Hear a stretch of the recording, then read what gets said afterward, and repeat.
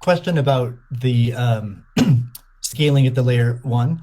The concern from the past 5 years of debate in the Bitcoin community is that that would sacrifice too much decentralization and hurt the censorship-resistant properties of Bitcoin.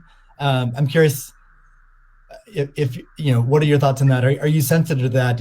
And are you concerned about losing some of the special properties of Bitcoin or another cryptocurrency by scaling at layer one? Yeah, I mean, these things are it's helpful to use the physics tools of thinking and say, scale up, scale down, and see if it still makes sense. So if scaling up the transaction block doesn't make sense, why don't you scale it down? And have it be, so that somebody, with a laptop from 2008 can still run a Bitcoin node. Why not slow it down? Oh, you want to slow it down? Well, maybe you're at the wrong number then. there's actually there's members in the community that do want to slow it down, but I understand your point. It's silly. The reality is the average person is not going to run a Bitcoin node. So this is and Bitcoin, it was a lot of clever ideas, but these parameters were set, I don't know, in 2008 or something, maybe 2009. And there's been some improvements since then, but not a lot. So, it's sort of like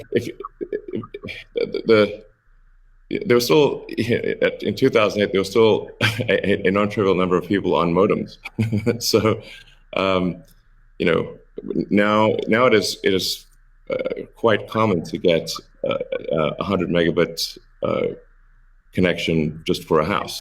Some houses have gigabit connections. So, and that trend is obviously in the direction of higher bandwidth and lower latency. And if somebody else doesn't do it, Starlink certainly will. So I have high confidence that you will be able to maintain a decentralized finance system while still having a much bigger blockchain, aka ASCII text ledger, a hash ledger. You can make the hash ledger bigger without suffering from decentralization as the average connectivity improves, obviously.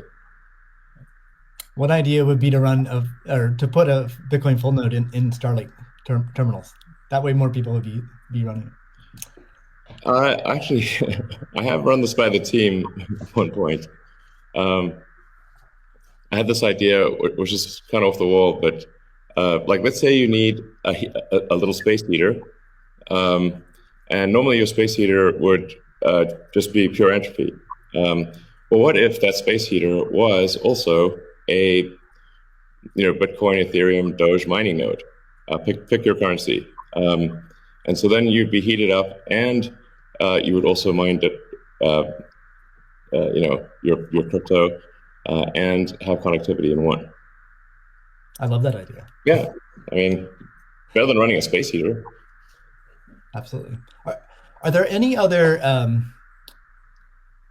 so you're drawn to Dogecoin a little bit. Are there any other gaps in Bitcoin that you see that cause you to be drawn towards Dogecoin?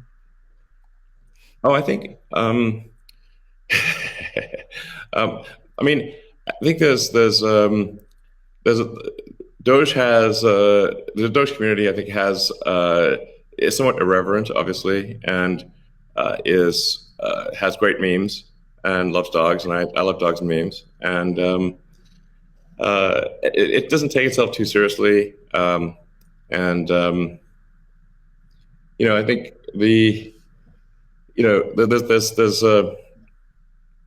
there's Occam's razor, which is the simplest answer is the most likely. It's a summary of Occam's razor. The simplest answer is the most likely one. Then there's a friend of mine came up with a variant on that the most ironic outcome is the most likely one. And then I have a variant on that, which is the most entertaining outcome is the most likely one. So if that is true, then the most ironic and entertaining outcome would be that the cryptocurrency that was started as a joke to make fun of cryptocurrencies ends up being the leading cryptocurrency. That would be the most ironic outcome. Jack, what are your thoughts on that? Um, Is Bitcoin resilient enough to overcome that? I think it's resilient, but also I think like you find. I mean, that's what attracts me to the